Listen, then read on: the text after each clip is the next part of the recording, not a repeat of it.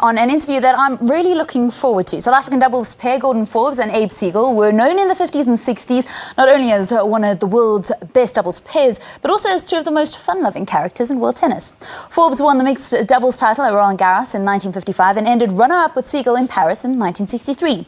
Following a successful tennis career, Forbes published his first book, A Handful of Summers, and just a couple of months ago he released a third book, I'll Take the Sunny Side, a memoir. Forbes joins us now. Very good morning to you and welcome to Morning Live. Good morning. Gordon, you start in the beginning of the book trying to explain why you decided to write another book. By the end of it, and once you'd finally stopped typing, what was the reason? Well, you know, really, I love to write. It was written for fun, really. And the fact that it seems to amuse people is a kind of a bonus for me. And so I really wrote the thing because there's a man called Richard Stein we probably all know. And we were having tea one day and he said, "Why don't you write another book?" And I said, "Another book?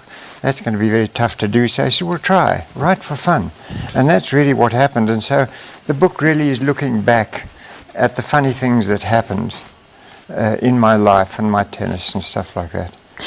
When I chatted to you, you said you are happy to see that somebody as young as I would get something from the book. What do you hope your readers take from it once they're finished? Oh, that's a good question. But what you've just said about young people, the book is written.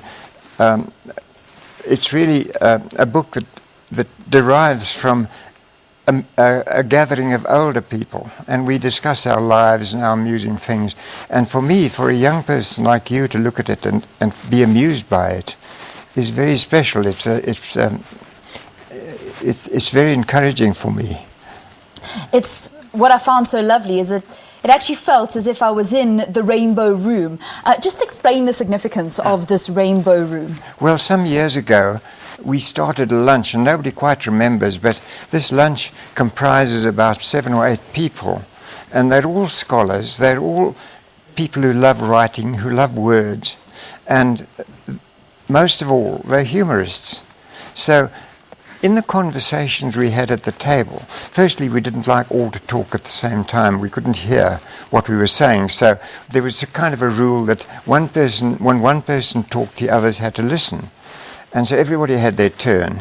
And the thing is that the stories that came out made me think, well, that's a very good way to actually use it to introduce stories in a book. If I am going to try and write a book, let me see if I can do that. And the lunches have gone on for 5 years now, and they're still going on, and they're terrific fun. And that's really what I think you're talking about.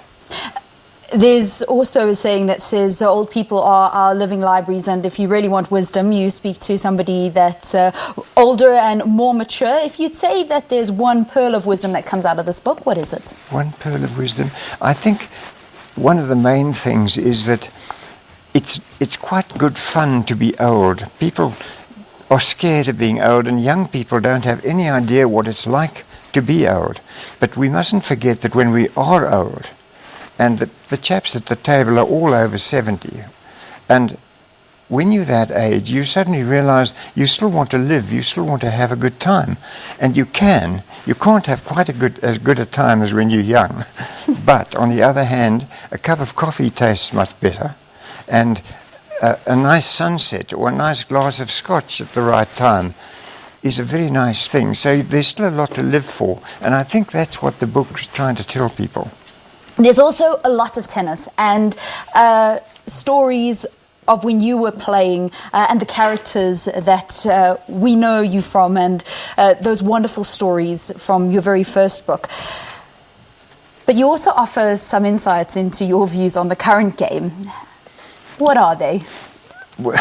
Well, for me, of course, I watch the current game with interest. I mean, for a start, it's very good.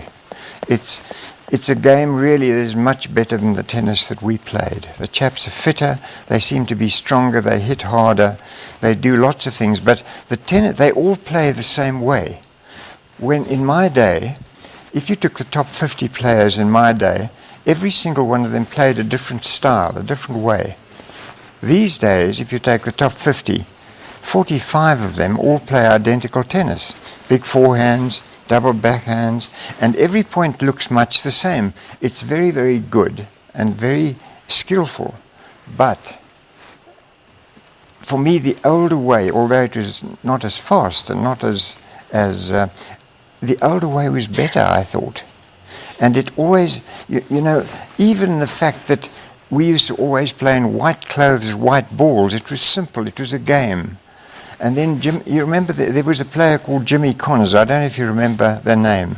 Yes. Well, he started it by one day saying, a reporter asked him, after he played his tennis, a reporter said to him, "How was your day?" So he said, "Well, it's been a hard day at the office." And of course, that puts things into, tennis in my day was a game, it's now more a business. Yeah. And the people play for money, whereas before they were playing, well, for fun for a start, but also for simply the competitive feel of the game. They love to play. I think they maybe still love to play, but they don't show it that much. One man that certainly loves to play, and that has somewhat upset the record books and what people believe is a player over the age of 35 is actually capable of is Roger Federer. Well, Federer is somebody that you need a new language to describe how good he is. He's a phenomenon. He is something that, you know, I don't think there's been another sportsman born with quite the ability to do what he does and still remain a calm man who seems to be a very nice man.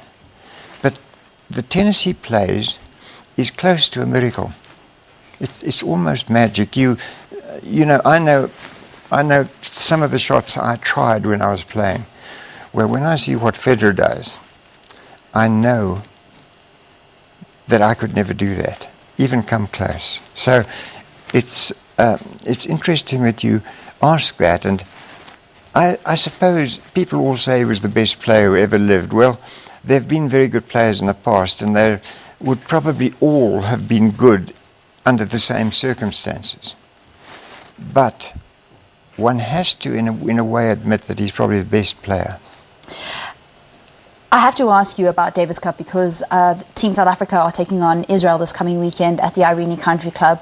They are playing in World Group 1 and they worked really hard to get to that level. And I know that they're hoping to go into the World Group. You played 14 ties yourself. The state of tennis in South Africa, because it seems to be on the up now, but it certainly took a real dive. It went through a very bad time. It did, for some reason. And I think part of it was the fact that that there was so much money required to start tennis. And we didn't really have very good facilities and things. When you look at the Australian Open, you realize what tennis can be. And in this country, we've got a long way to go. But you're right, I think it is starting, and there is now in Tennis South Africa, there's some very good people trying very hard. So we wish them luck. Certainly do. From a former professional tennis player himself, now author, and recently published his third book, I'll Take the Sunny Side. Gordon, thank you very much for coming onto Morning Live and chatting to us about your new book. Well, thank you very much.